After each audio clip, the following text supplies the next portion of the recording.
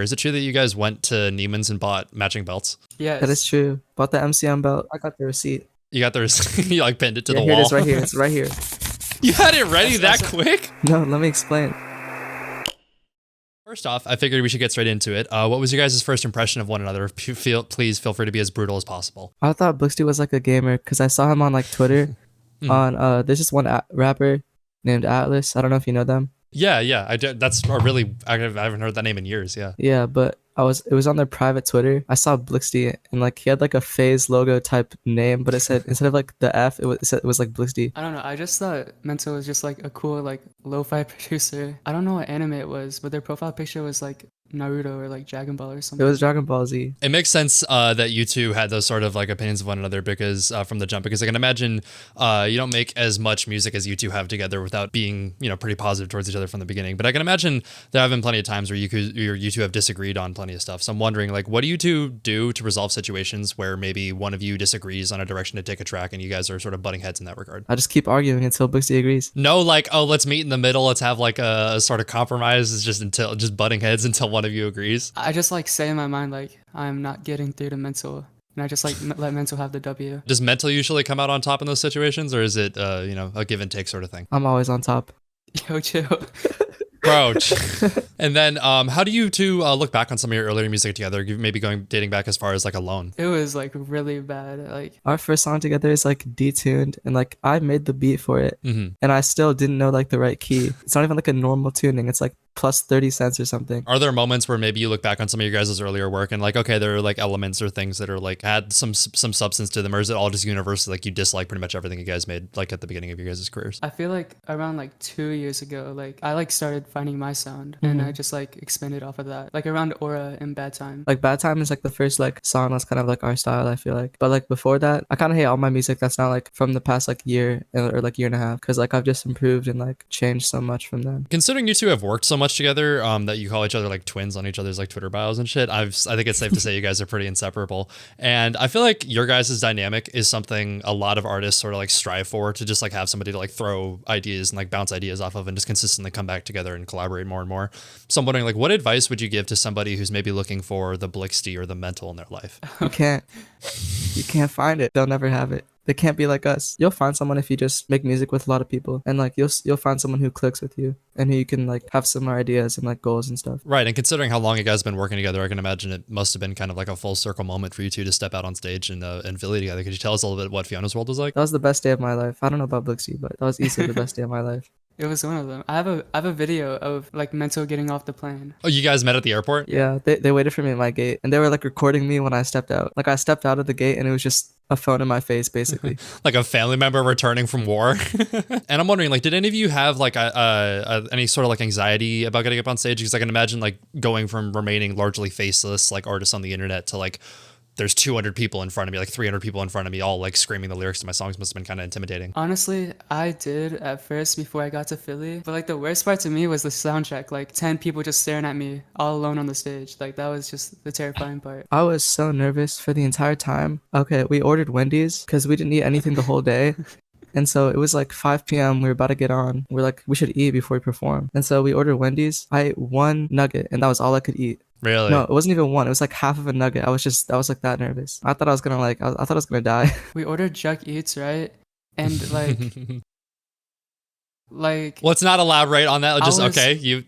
I was outside like waiting for it, and they kept like trying to get me to come down for sound check. I'm like, bro, I need my Wendy's, because like there's like 3 of our foods, so we had like Odyssey wait outside for the Wendy's. Do you remember what the name that they gave your order? Because jucc always makes it basketball players when you order on Jucc Eats. Do you remember what the name was when you got your order, or no? I don't know. I was too focused on other stuff. Yeah, I can imagine that. That would kind of slip through the cracks when you got like a whole ass show to worry about. But I remember the only time I ever did Jucc Eats, I did it 9 hours before it got shut down.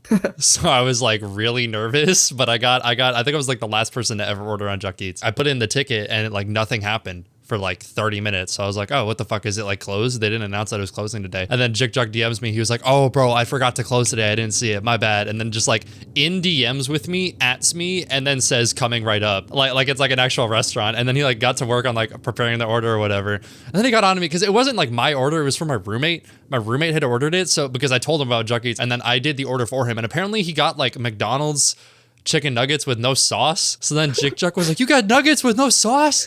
Just raw dogging it? And I was like, it's not me, it's for my roommate. He's like, wait, your real name is Matthew? Because that's my roommate's name. I was like, no, my name's Noah. And he's like, yeah, that's what they all say. I got Backlight my eye. Matthew. Yeah, I got my eye on you, Backlight Matthew. But then when it got there, I'll never forget, I'm walking down to the front of my dorm with like Adidas slides, like sweatpants, and like a busted ass tee on. And I walk up and the guy hands me the McDonald's bag and he goes, Damian Lillard.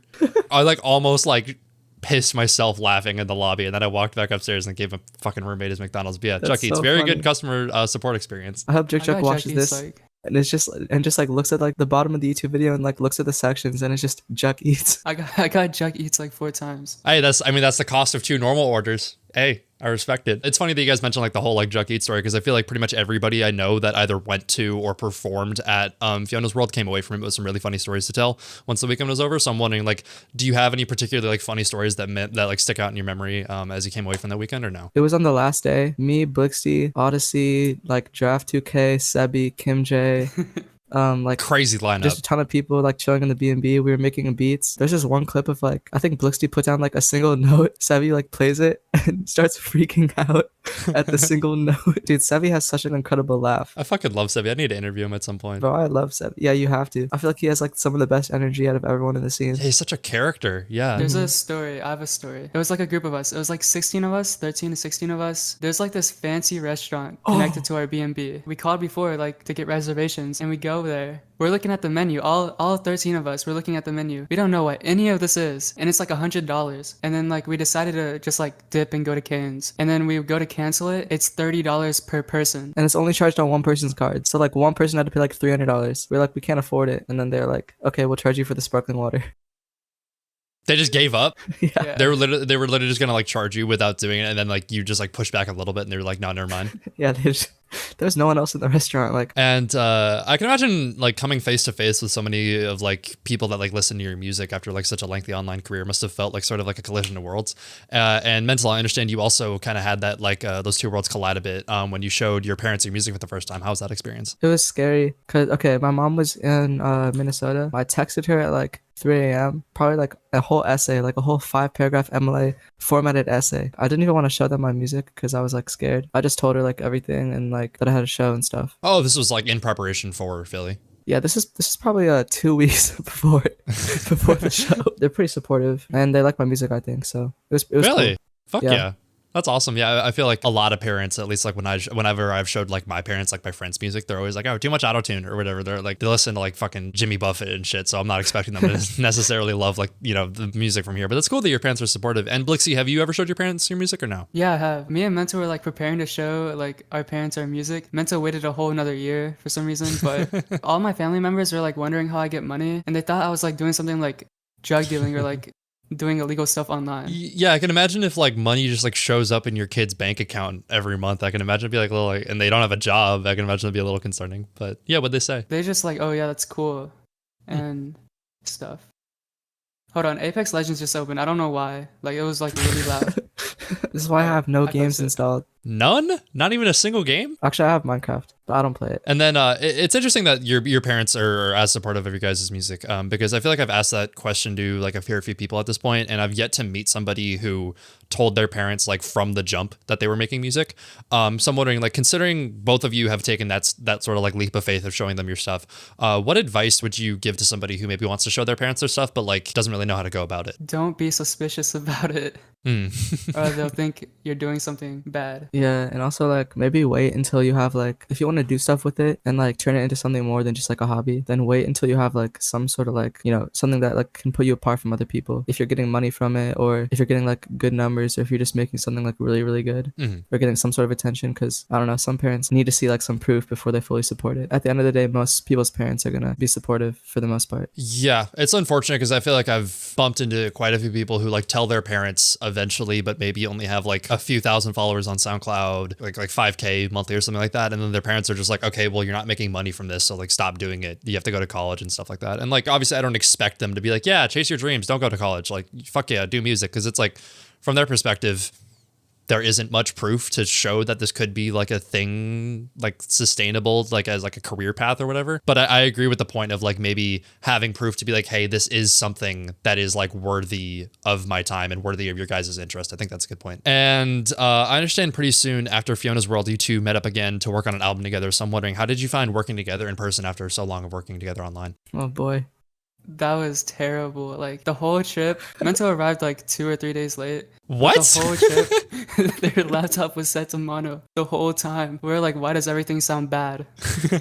And we found out It took like 5 days, no, like 4 days. I was like looking at my settings. I was like, hold on, why is audio in mono switched on? We couldn't make a single song until like the last day. It was like a song for our friends page. So we didn't like work on the album at all. But now we're working on it. We got like 8 songs done so far.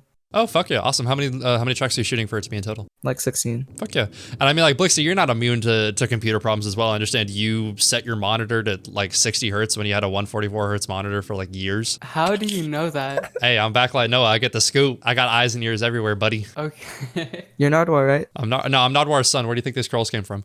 But on the topic of things that I have eyes and ears everywhere, is it true that you guys went to Neiman's and bought matching belts? Yes. That is true. Bought the MCM belt. Was it worth it? I don't know. I think it was worth it. I got the receipt.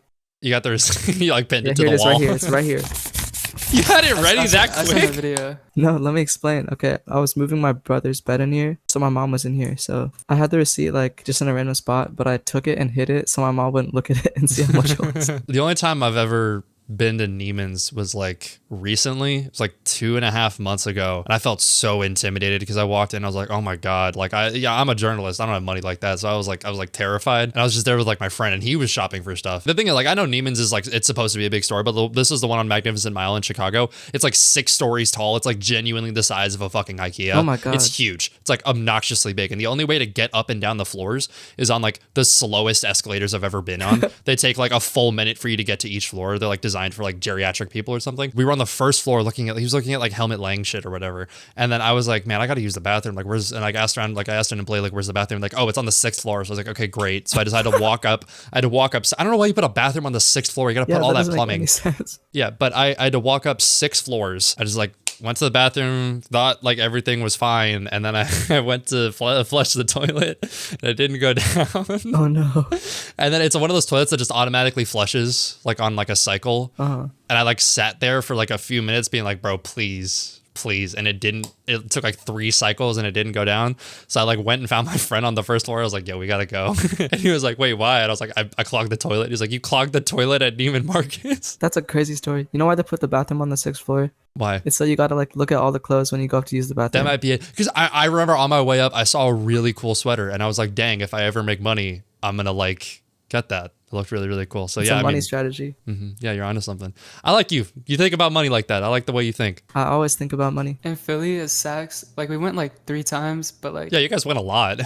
we were like telling the employees about our shows and everything. Like they were like asking us about it. Yeah, they were freaking with us. That's awesome. Fuck yeah. Considering the whole like thesis for Fiona's World was to sort of like demonstrate how much this community can accomplish if it works together. I'm wondering, have there ever been any other instances where you've maybe like bumped into somebody wearing merch from an artist in the scene, or just like overheard somebody in class like talking about an artist from the scene that sort of put the scale of the community into perspective for you? I was wearing a Midwest shirt and like this kid came up to me and was like, is that a Midwest shirt?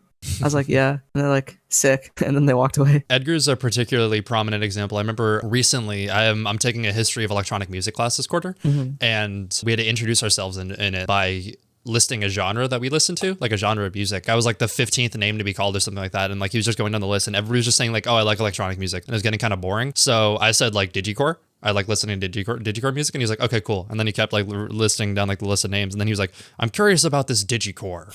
What's an example of a digicore artist? And I was like, oh, and like first one that came to mind was midwxst. So then he played Broken, I think I Know You Hate Me in another song. I forget what song, but he played them like we watched the music videos like in class. And there were like 3 or 4 kids in the class that were like, whoa, this is crazy. And the teacher was like, what? What's crazy about it? And he's just like, oh, like we listened to, like, they were like, oh, I listened to midwxst. And it's funny that we're like listening to him on the first day of class. So I was like, it's gotten to the point where I can walk into like any given classroom, at least like music related classrooms, and find like 3 to 4 people that like know of Edgar, which is kind of insane. That's crazy. I put a lot of kids onto Edgar, like in school. I think I put a lot of kids on blxty too. Do you introduce that conversation as like somebody you work with, or like just like, oh, I know this person online named blxty. They make really good music. I just tell people to listen to blxty, and then they find mental and they're a fan of me now, and they don't even know it's me. Right. So really it's self-promotion. I mean, that's really interesting because I feel like seeing like a monthly listeners like number like rise on a screen is like one thing, but to have that like put in perspective of like knowing people or having somebody come up to you and be like, oh, is that midwxst, is like a completely different thing, especially because at like the numbers you two are putting up, like statistically speaking, there's got to be at least a couple fast food representatives in your guys' audience. So I'm wondering,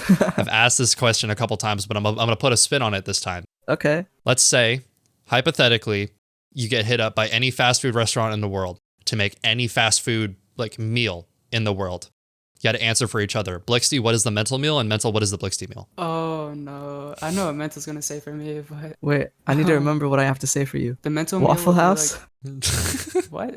The mental meal would be like a 4-piece chicken nugget and fries. I don't like chicken nuggets. No, actually, no, it'd be like a 1 nugget and some fries and like the lemonade from Wendy's, because that's all mental ate. I didn't eat any of that. No sauce? Just one I ate nugget? half a You nugget. ate 1 nugget. I ate half a nugget. I couldn't stomach the sauce. 1 mini nugget, some Baconator fries, and the mango peach lemonade. Mango peach lemonade sounds good. I was going to say this kind of sounds like a shitty meal, but I'll take that. Okay. It was good. And then mental, what is the blxty meal? Melatonin and coffee from Dunkin' Donuts. The melatonin like cappuccino from Dunkin' Donuts? Nah, it's just like they give you coffee and then they give you like 2 melatonin gummies. The gummies, not the pills? Not the gummies. So you got to stop drinking the coffee. You can't even like down the pills with the coffee. You got to chew up the gummies. No, it's like a pill. It's not even like You have the gummy pills? melatonin. Yeah. Oh my gosh. You're telling me Send that the you were screen- send taking the melatonin screenshot. pills with coffee? What screenshot? What? Oh yeah, I got you. There's a whole lore to this. I'm gathering that you guys have a lot of evidence to back up your claim. You've sent like 3 videos and now a screenshot of... You're gonna like this screenshot. So like all summer 2020, like I stayed up all night and I'm like, I gotta go to sleep. So I take like a melatonin, but like my grandma would wake up and make coffee and I was like, oh, that sounds so good. And I'd like drink the coffee after taking the melatonin. I've never been like a huge big like coffee drinker, but for a long time I drank yerba every single day, which is like arguably like a lot worse because it's like 2.5 cups of coffee in a single yerba. At one point I drank 2 in a single day, and then I came home from class and was like talking to my mom about how my day went. My mom like stopped me and was like, Noah, did you like take anything today? And I was like, what? And she was like, you're talking like really fast and like kind of like darting around the room, which I don't remember me doing, but I was on an equivalent of 5 cups of coffee at that point, so I don't doubt it. I'm not a fan of coffee that much, but like if it's like coconut creamer, like that stuff is so good. And then on the topic of production, Mental, I understand you recently updated your track train recently with some new beats, which raises the point that blxty, you don't have a track train. So I'm wondering, like, what do you each think of are some of like the pros and cons of putting beats up on a marketplace like that versus sort of working one-on-one with an individual artist? Working one-on-one is like better, but you get money when you sell beats. And also like it can build connections, like long-term ones. Track training is like a good way of getting your beats out there and like seeing what kind of artists are hopping on your beats, and then maybe you can like see if anyone is like really fire and you can like hit them up and like send them beats, you know? I don't really make beats like that, so I wouldn't know, but last time I used track chain, that shit was not working. The website was broken. Yeah, I went on it earlier, like last night I was like researching you guys. I went to like look at like Mental's track train and it took like 45 seconds to load. So Oh yeah, that website is not good. on the topic of like putting yourself out there, blxty, I understand you recently gave making videos on TikTok a shot, so I'm wondering, Oh no. considering just how much push there is for artists to post stuff on TikTok or just social media in general nowadays, I'm wondering, what do you think are some of like the most common mistakes that artists make when like promoting their stuff? Say that your wife left you because she found out you make hyperpop. It's oddly specific. I've never seen anybody. I think you're the only person I've seen do that. The most annoying thing is when someone posts like a beat on Instagram and then tags like a bunch of artists in Oh it. yeah.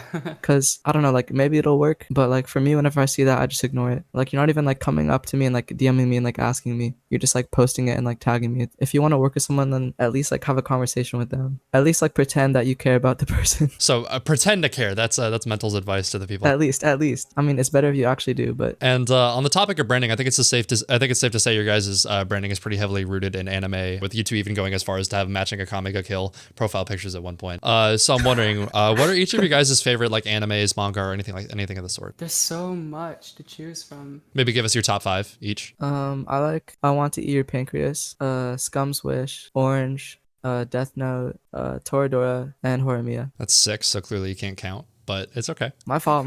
I wasn't counting while I was listening to Loft. You're fine. Well, blxty, how about you? I like K-On! Kuroko's Basketball was really good. Hunter x Hunter is good. Erased is good, and Eden Zero. A while back, Jedwell put out a tweet saying that a good way to predict trends in music is just to look at different periods of generational nostalgia, which we've seen in a resurgence of stuff like pop punk recently. And the point Jedwell made is that if this trend of like reviving sort of dormant genres continues, dubstep is the next step for like a chance at revitalization.